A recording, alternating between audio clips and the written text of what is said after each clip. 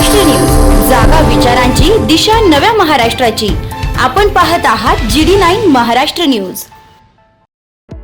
आरोग्याची खात्री, सेवेत तत्पर येवला शहरातील विश्वासार्ह नाव डॉक्टर साळुंखे यांचं अनिरुद्ध मल्टी स्पेशालिटी हॉस्पिटल येथे उपलब्ध आहेत अत्याधुनिक सुविधा, city scan, colour sonography, digital x-ray, ICU, NICU, सुसज्ज ऑपरेशन थिएटर, फिजिओथेरपी, किमोथेरपी, स्त्रीरोग व प्रसूती विभाग, यूरोलॉजी विभाग, एंडोस्कोपी व कोलोनोस्कोपी, हाडांचे ऑर्थोपेडिक विभाग, कॅन्सर शस्त्रक्रिया, मेंदू व मणक्यावरील शस्त्रक्रिया तसेच मूत्रपिंडातील खड्यांच्या शस्त्रक्रिया, याशिवाय आयुष्यमान भारत प्रधानमंत्री जन आरोग्य योजना, महात्मा ज्योतिराव फुले जन आरोग्य योजना आणि मुख्यमंत्री सहायता निधी यांसारख्या विविध शासकीय योजनांचा लाभ उपलब्ध।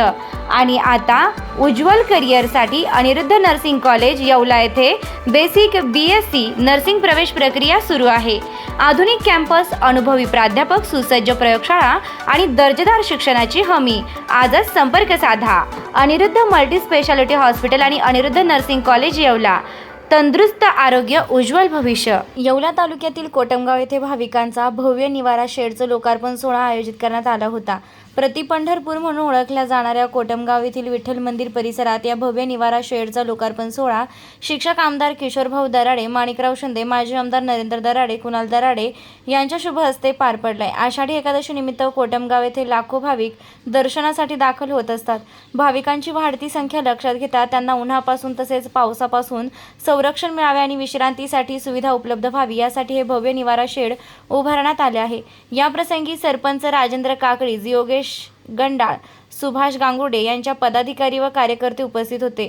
GD9 न्यूज महाराष्ट्रासाठी गजानन देशमुख, येवला।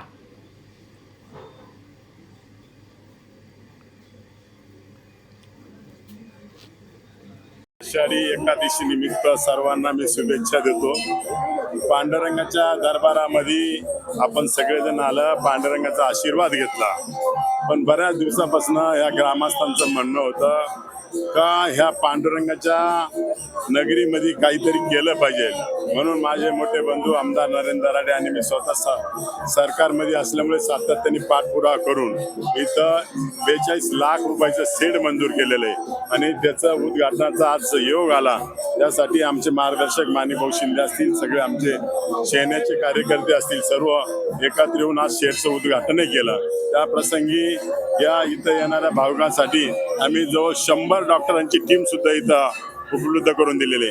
पाण्या पावसाचे दिवस असतील, छोटे छोटे मुलं येतात, वयोवृद्ध मनुष्य येतात, त्यांच्या आरोग्याची सुद्धा काळजी घेतली पाहिजे। या ग्रामस्थांचं म्हणणं होतं, भाऊ सेट झाल्यानंतर आम्हाला इतका मोठा फायदा झाला, एकादशी निमित्त भाविक येतात यांच्यासाठी तर नक्कीच झाला, पण येणाऱ्या काळामध्ये जे छोटे मोठे कार्यक्रम होते ते सगळे या शेडमध्ये झाले।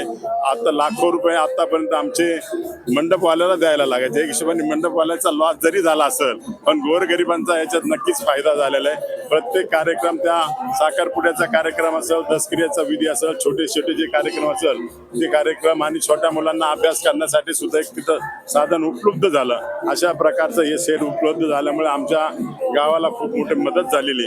पण यापुढेही मी पांडुरंगाचा आशीर्वाद माझ्या बरोबर, दराडे फॅमिली बरोबर असेल तर नक्कीच अजून या कोटमगावसाठी बरंच काही करायचं आहे।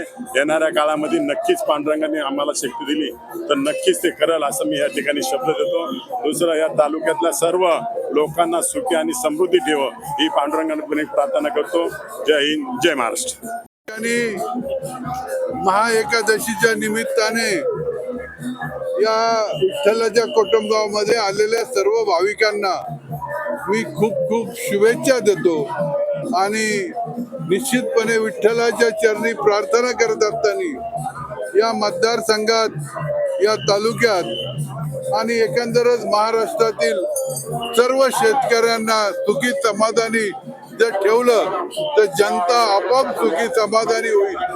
कारण शेतमाल याला चांगला भाव मिळाला तर नक्कीचपणे चांगल्या रीतीने सर्व व्यवहार चालतात, व्यापार चालतो। तेव्हा समाधानी जर जनता करायची असेल तर अगोदर समाधानी असेल शेतकरी तरच सुखी होईल जनता। या ब्रीद वाक्याप्रमाणे विठ्ठलांनी, या पांडुरंगाने आमची प्रार्थना ऐकावी।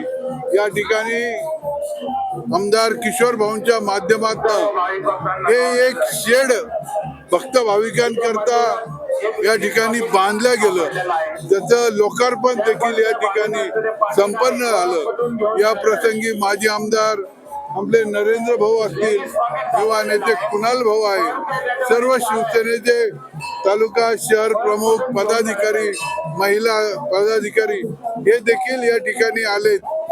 मला या ठिकाणी यांच्या सोबत या विठ्ठलाच्या चरणी आपल्या पुढे काही शुभेच्छा देण्याकरता संधी मिळाली, त्याबद्दल आपल्या सर्वांचे आणि सर्व भक्त परिवाराचे मी आभार मानतो। थांबतो। जय हिंद।